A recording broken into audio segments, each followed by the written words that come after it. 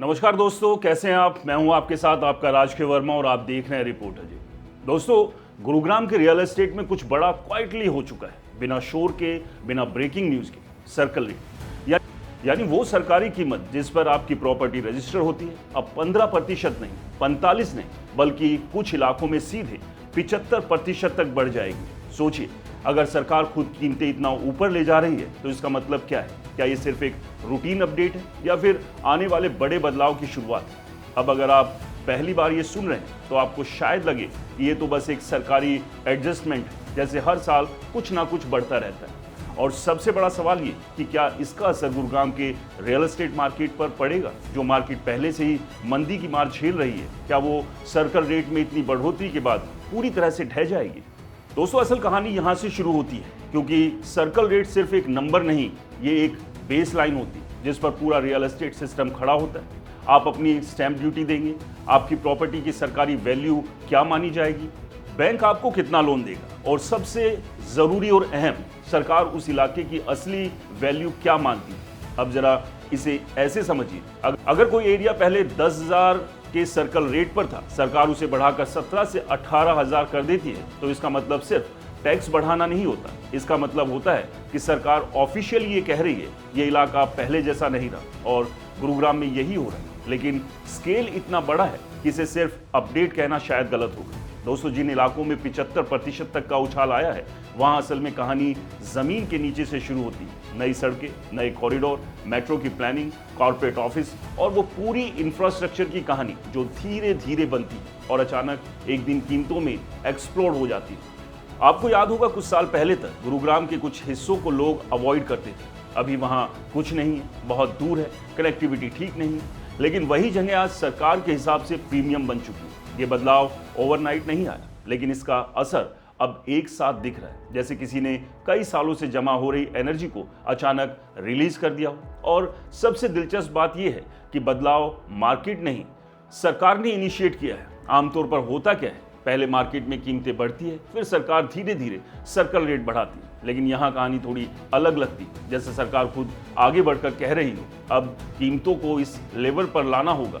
यही से सवाल उठता है, क्या ये सिर्फ एक करेक्शन है? क्योंकि कई एक्सपर्ट्स कहते हैं कि असल में मार्केट रेट और सर्कल रेट के बीच बहुत बड़ा गैप बन गया था। लोग 2 करोड़ की प्रॉपर्टी खरीद रहे थे, लेकिन रजिस्ट्री 1 या 1.5 करोड़ में हो रही थी। यानी सिस्टम में एक मिसमैच था, एक तरह का डिस्टोरेशन, जिसे अब ठीक किया जा रहा है। अगर ये सिर्फ गैप को भरने का मामला है तो बात समझ में आती है, लेकिन अगर आप थोड़ा गहराई से देखें तो ये सिर्फ करेक्शन नहीं लगता, ये एक सिग्नल जैसा लगता है। सोचिए, अगर सरकार किसी इलाके में सर्कल रेट 75% तक बढ़ा रही है, तो क्या वो सिर्फ पिछली कीमतों को कैचअप कर रही है या फिर आने वाले समय की कीमतों को हिंट दे रही है? क्योंकि सरकार के पास वो डेटा होता है जो आम लोगों के पास नहीं होता। कहाँ कौन सा प्रोजेक्ट आने वाला है, कौन सी कंपनी कहाँ ऑफिस खोलने वाली है और कौन सी सड़क कब पूरी होने वाली है। और जब ये सारी जानकारी एक जगह जुड़ती है तो जो तस्वीर बनती है वो आम आदमी को बाद में दिखती है, लेकिन सरकार इसे पहले ही देख लेती है। अब जरा खुद से पूछिए, अगर आज आपको बताया जाए कि किसी इलाके का सर्कल रेट 75% बढ़ गया तो आप क्या सोचेंगे? पहला रिएक्शन शायद यही होगा, अब तो वहाँ घर लेना मुश्किल ही नहीं, नामुमकिन हो जाएगा। लेकिन असली कहानी यहाँ थोड़ी उलझी हुई है, क्योंकि कई मामलों में मार्केट रेट पहले से ही सर्कल रेट से काफ़ी ऊपर चल रहा था। यानी बायर्स पहले ही ज़्यादा पैसे दे रहे थे, बस सरकार के कागजों में वो रिफ्लेक्टेड नहीं था। तो क्या ये बढ़ोतरी सच में कीमतों को ऊपर ले जाएगी या सिर्फ कागजों पर उन्हें अलाइन करेगी? यहीं से कंफ्यूजन शुरू होता है, क्योंकि अगर आप बायर हैं तो आपको लगेगा रजिस्ट्री महंगी हो गई, मतलब घर महंगा हो गया। अगर आप इन्वेस्टर हैं तो आप सोचेंगे सरकार खुद कीमत बढ़ा रही है, मतलब यहाँ फ्यूचर में ग्रोथ है। और अगर आप बिल्डर हैं तो आपके दिमाग में अलग ही गणित चल रहा होगा, कंस्ट्रक्शन कॉस्ट बढ़ रही है, रॉ मटेरियल महंगा हो रहा है और अब सर्कल रेट भी ऊपर चला गया, तो अगला कदम क्या होगा? और इस बीच एक और सबटल बदलाव क्वाइटली हो रहा है, ट्रांसपेरेंसी का। पहले जहां सर्कल रेट और मार्केट रेट के बीच गैप होता था, वहां कैश कंपोनेंट, अंडर रिपोर्टिंग जैसी चीजों की गुंजाइश बनती थी। लेकिन जैसे जैसे ये गैप कम होगा, वैसे वैसे पूरा सिस्टम थोड़ा ज़्यादा साफ, थोड़ा ज़्यादा ऑर्गेनाइज्ड होने लगेगा। सुनने में दोस्तों ये अच्छा लगता है, लेकिन इसका मतलब ये भी है कि जो फ्लेक्सिबिलिटी पहले थी वो धीरे धीरे खत्म होगी। यानी जो खेल पहले ग्रे एरिया में चलता था वो अब व्हाइट और ब्लैक में बंटने लगेगा। लेकिन असली ट्विस्ट अभी बाकी है, क्योंकि ये जो पूरा बदलाव है वो हर जगह एक जैसा नहीं है। कुछ इलाकों में सिर्फ 15% की बढ़ोतरी हुई है, मतलब वहां सब कुछ स्टडी है, प्रेडिक्टेबल है, और कुछ जगहों पर 75%, मतलब वहां कुछ बड़ा पकड़ा है। यानी गुरुग्राम अब एक जैसा शहर नहीं रहा, ये कई अलग अलग कहानियों का मिक्स बन चुका है। कहीं स्टेबिलिटी है, कहीं एक्सप्लोजन है, और कहीं ट्रांजिशन चल रहा है। और यहीं पर व्यूअर के दिमाग में अगला सवाल खुद ब खुद आता है, अगर इतना बड़ा बदलाव हो चुका है तो असल में फायदा कहाँ है? कौन से इलाके फ्यूचर में सच में उड़ने वाले हैं और कौन से सिर्फ हाइप में चल रहे हैं? क्योंकि अगर कहानी इतनी सिंपल होती तो हर कोई सही जगह इन्वेस्ट कर चुका होता, लेकिन असली खेल तो अब शुरू होता है, जहां समझना पड़ेगा कि आखिर गुरुग्राम के नक्शे पर कौन सी लाइनें ऐसी हैं जहां सड़क बनते ही कीमतें भागती है, और क्यों कुछ जगहों पर ग्रोथ रॉकेट की तरह जबकि कुछ जगह अभी भी स्टडी चल रही है। यहीं से कहानी मुड़ती है उस डायरेक्शन में जहां बात सिर्फ सर्कल रेट की नहीं बल्कि उन कॉरिडोर्स की होने वाली है जो इस पूरे खेल को ड्राइव कर रहे हैं। अगर आप इस पूरे बदलाव को महसूस करना चाहते हैं तो बस एक बार गुरुग्राम का मैप खोलिए और उसे ऐसे देखिए जैसे कोई शहर नहीं बल्कि एक कहानी हो जो धीरे धीरे आगे बढ़ रही है। और उस कहानी की सबसे अहम लाइन है द्वारका एक्सप्रेसवे और सदर्न पेरिफेरल रोड। कुछ साल पहले तक ये नाम सिर्फ प्लानिंग में थे, बिल्डरों के वादे में थे, और लोगों के दिमाग में एक सवाल था, यहाँ कब कुछ होगा। लेकिन आज वही जगह सबसे तेज भाग रही है। सड़क बनी, कनेक्टिविटी आई, बड़े बड़े ऑफिस स्पेस की बात शुरू हुई, और अचानक से लोगों का ध्यान भी उसी तरफ शिफ्ट हो गया। दोस्तों, यही रियल एस्टेट का असली ट्रिगर होता है। जब जमीन नहीं बल्कि मोमेंट बदलती है, लोग कहाँ काम करेंगे, कहाँ रहेंगे, कितना समय बचाएंगे, ये सब मिलकर कीमत तय करते हैं। अब जरा इसके उलट सेक्टर 29 जैसे एरिया को देखिए। सब कुछ पहले से मौजूद, मार्केट सेट, लाइफस्टाइल तैयार, लेकिन यहाँ ग्रोथ सीमित है, स्टडी है, क्योंकि वहाँ सरप्राइज खत्म हो चुका है। जबकि नए कॉरिडोर में हर दिन कुछ ना कुछ नया जुड़ रहा है, नई रोड, नई कनेक्टिविटी, नया प्रोजेक्ट। और यही फ्यूचर पोटेंशियल आज सबसे बड़ा फैक्टर बन चुका है। अब खेल सिर्फ लोकेशन का नहीं रहा दोस्तों, बल्कि उस लोकेशन के भविष्य का हो गया है, जहां मेट्रो आने वाली है, जहां कॉर्पोरेट ऑफिस शिफ्ट होने वाले, जहां अगली साइबर सिटी बन सकती है। दोस्तों, सरकार वहां पहले ही सर्कल रेट बढ़ाकर एक तरह से संकेत दे रही है कि असली खेल यही है। और अगर आप ध्यान से देखें तो ये सिर्फ प्राइस का बदलाव नहीं, ये माइंडसेट का बदलाव है। पहले लोग रेडी टू मूव या इस्टेब्लिश एरिया में इन्वेस्ट करना ज़्यादा सेफ मानते थे, लेकिन अब स्मार्ट पैसा वहाँ जा रहा है जहाँ डेवलपमेंट दिख रहा है, जहाँ आने वाले 5 से 10 साल की कहानी लिखी जा रही है। क्योंकि रियल एस्टेट में असली पैसा वहीं बनता है जहाँ अनसर्टेनिटी होती है, लेकिन साथ में क्लैरिटी भी होती है कि डायरेक्शन सही है या नहीं।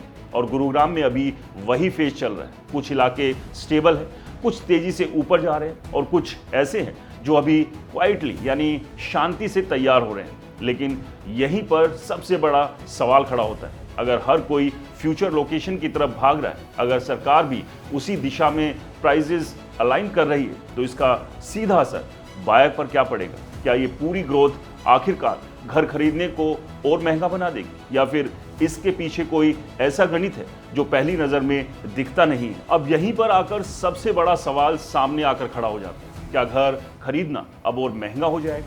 पहली नज़र में तो जवाब सीधा हाँ लगता है, क्योंकि जब सर्कल रेट बढ़ता है तो रजिस्ट्री महंगी होती है, स्टैम्प ड्यूटी बढ़ती है, और कागज़ पर आपकी प्रॉपर्टी की वैल्यू भी ऊपर चली जाती है। लेकिन जैसे ही आप थोड़ा ग्राउंड पर उतर कर देखते हैं, कहानी उतनी सीधी नहीं रहती।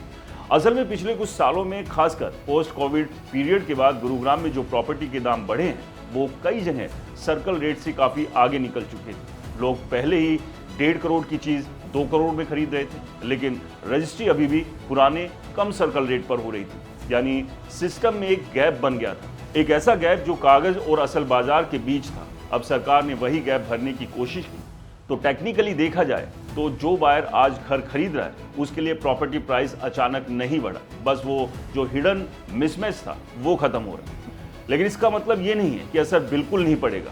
अगर सबटेल होगा तो धीरे धीरे आएगा, क्योंकि अब जो नया सर्कल रेट सेट हुआ है वो एक तरह से नया बेस बन जाएगा, एक ऐसा फ्लोर जिसके नीचे आप डील नहीं कर सकते। और जब बेस ऊपर चला जाता है तो धीरे धीरे पूरी प्राइसिंग स्ट्रक्चर उसके ऊपर बिल्ड होने लगता है। यानी आज भले ही आपको लगे कि सब कुछ पहले जैसा ही है, लेकिन आने वाले समय में नए प्रोजेक्ट की प्राइसिंग, रीसेल डील्स और इवन लोन एलिजिबिलिटी तक इसी नए बेसलाइन के हिसाब से तय होंगी। और यहीं पर एक और इंटरेस्टिंग एंगल आता है दोस्तों, बैंक फाइनेंसिंग का।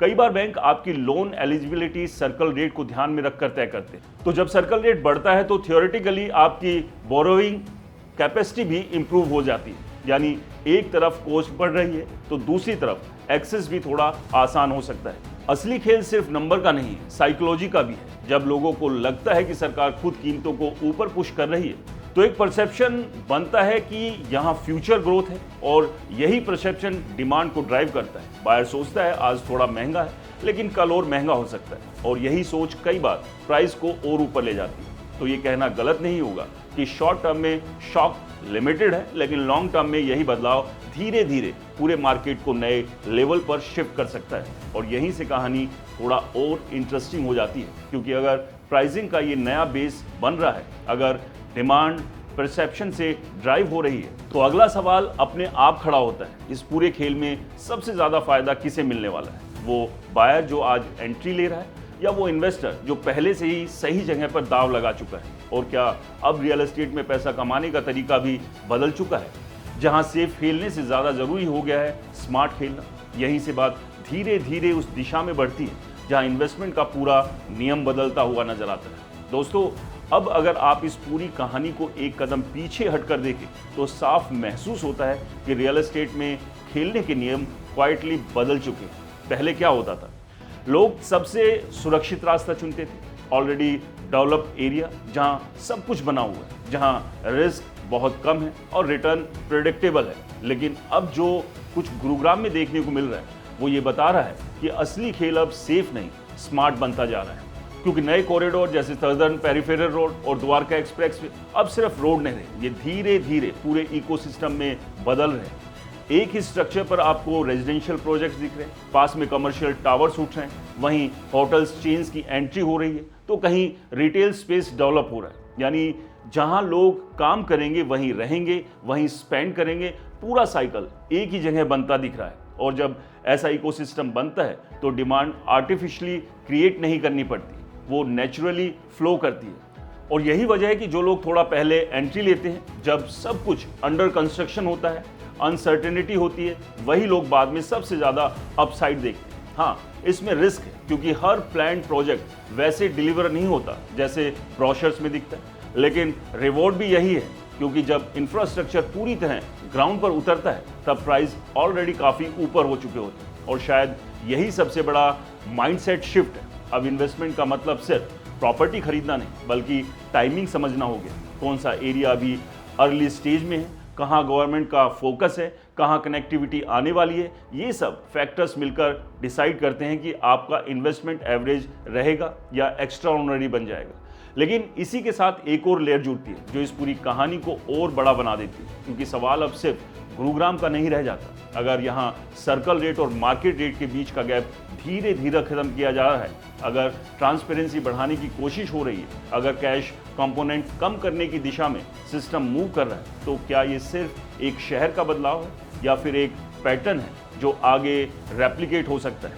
सोचिए, अगर यही मॉडल धीरे धीरे दूसरे बड़े शहरों में भी लागू होता है, मुंबई, नोएडा, बेंगलुरु, जहां आज भी कई जगह मार्केट प्राइस और ऑफिशियल वैल्यू के बीच गैप है, तो पूरा रियल एस्टेट सेक्टर एक नए फेज में एंटर कर सकता है। एक ऐसा फेज जहां डील्स ज़्यादा साफ होंगी, वैल्यूएशन ज़्यादा रियलिस्टिक होगी और शायद शॉर्ट टर्म में थोड़ी असहजता भी दिखेगी, लेकिन लॉन्ग टर्म में सिस्टम ज़्यादा ऑर्गेनाइज हो जाएगा। और अगर ऐसा होता है तो इसका मतलब ये नहीं होगा कि सिर्फ प्राइस बदलेंगे, इसका मतलब होगा कि जिस तरह से लोग प्रॉपर्टी को देखते हैं, इन्वेस्ट करते हैं और ट्रस्ट करते हैं, वो पूरी सोच ही बदल जाएगी। और शायद यही इस पूरी कहानी का असली संकेत है कि जो बदलाव आज गुरुग्राम में क्वाइटली शुरू हुआ है, वो कल पूरे देश की दिशा तय कर सकता है। तो दोस्तों, आपको क्या लगता है, गुरुग्राम में बढ़ते सर्कल रेट का असर रियल एस्टेट मार्केट पर क्या पड़ेगा? मंदी के दौर से गुजर रही रियल एस्टेट मार्केट क्या इससे और नुकसान की तरफ जाएगी? या फिर एक बड़े फायदे की लकीर यहां से सरकार खींच रही? हमें कमेंट्स कर अपना अनुभव जरूर साझा करें। वीडियो पसंद आए तो इसे लाइक करें, शेयर करें और हमारे चैनल को सब्सक्राइब और फॉलो करना बिल्कुल ना भूलें। नमस्कार।